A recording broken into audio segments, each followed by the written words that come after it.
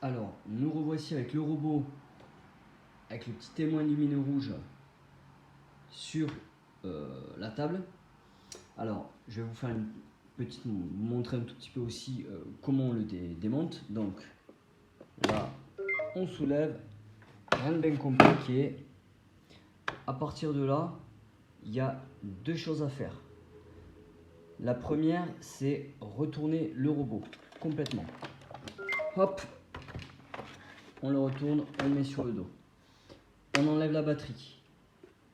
Deux raisons.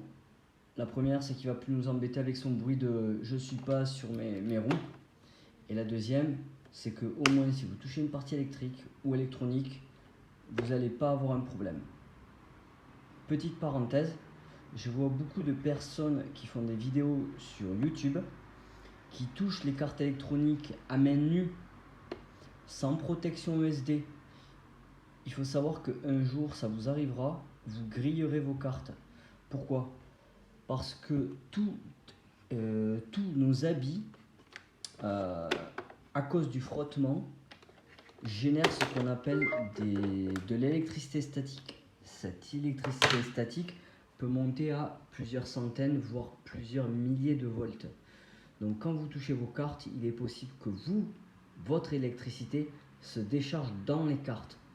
Et là, ça peut être 5000 volts en pic, un pic de 5000 volts pendant une microseconde qui se décharge dans les cartes.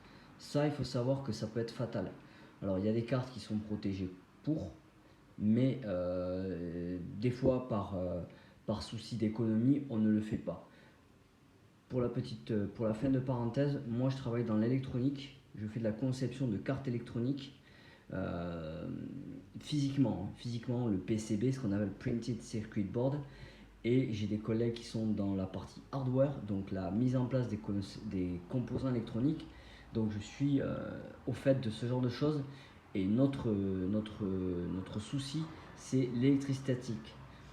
C'est une problématique de notre côté dans les conceptions. Donc je continue pour en revenir au démontage. Vous avez vu, j'ai enlevé ici la petite grille qui est celle-ci, pas méchant. On passe le doigt ici et on tire. Rien de plus, même pas de crochet, rien. C'est très simple, c'est très basique. Voilà. Ensuite, comme je disais, on défait tout ça. Tout ça. Hop.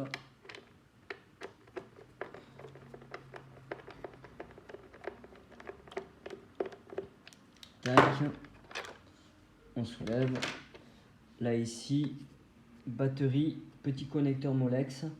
Si vous passez votre doigt, donc le connecteur est pile au bout de mon doigt en descendant. Mais vous ne devez pas tirer dessus. Il faut que vous appuyez et que vous tiriez. Pourquoi ? Sur le connecteur, il y a un petit cran qui permet ce qu'on appelle un ergot de verrouillage. Je vais vous montrer quand je l'aurai enlevé. Donc là, je passe mon doigt, j'appuie sur l'ergot, hop, et je tire. Et je vous montre ce petit ergot de verrouillage, tac, qui est caractéristique des Molex. C'est un connecteur Molex pour les connaisseurs, voilà. Donc c'est ce petit ergot, il faut appuyer pour déverrouiller.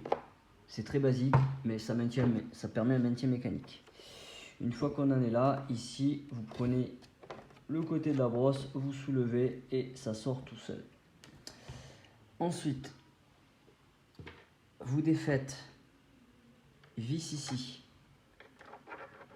vis ici, vis ici, vis ici. Ensuite, il y a vis ici, vis ici.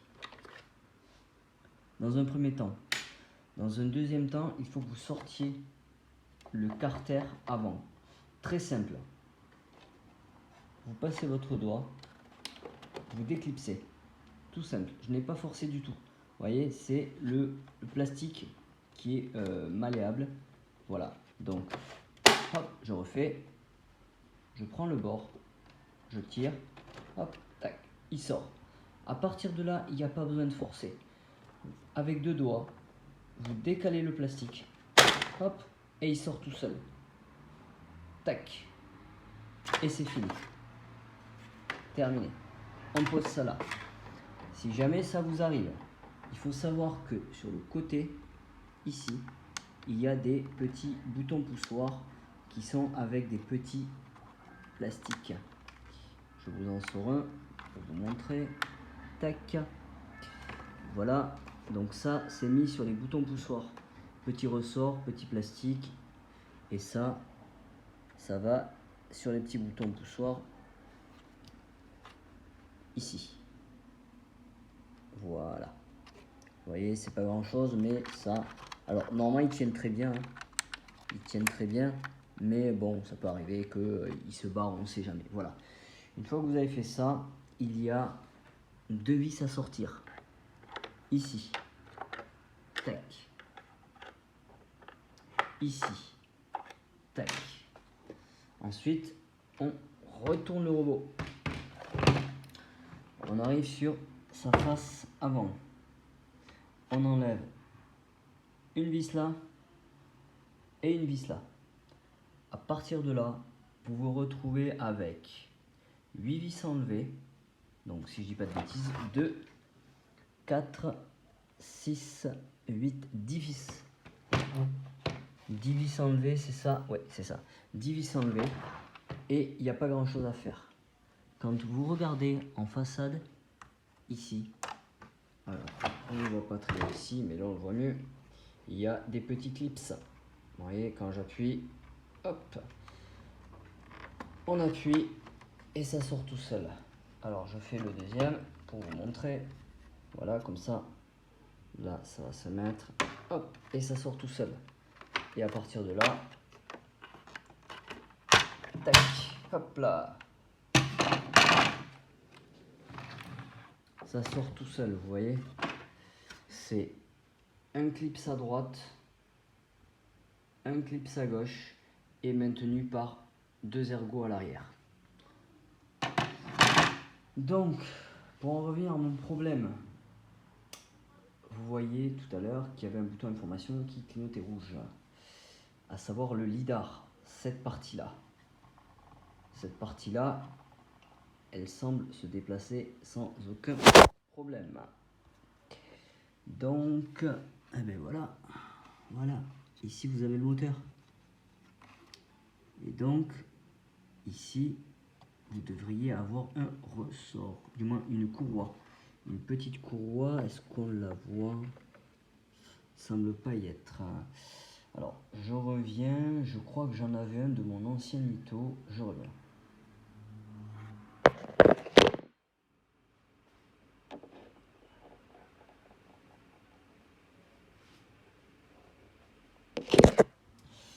Alors, je vous ai récupéré et donc j'en ai bien un de mon ancien mytho qui est celui-ci.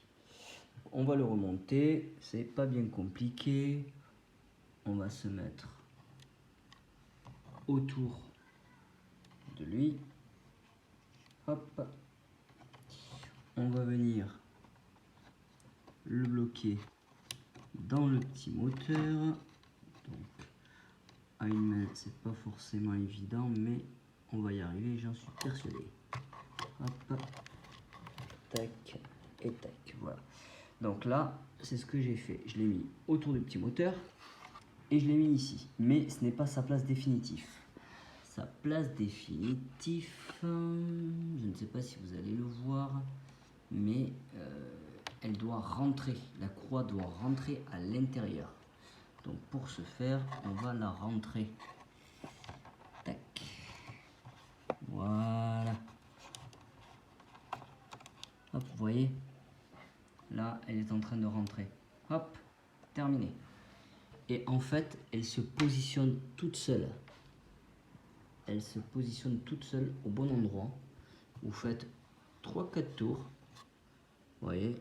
Vous faites tourner le moteur. Vous voyez que le lidar il bouge et c'est terminé. Et ce robot ne m'a coûté que 30 €. La personne me le vendait à 40 €. J'ai négocié à 30 € parce qu'il manquait la petite brossette. Donc ça, c'est un robot qui est propre. Intérieurement, il n'y a pas des tonnes de poussière. Voilà. Alors, comment c'est fait?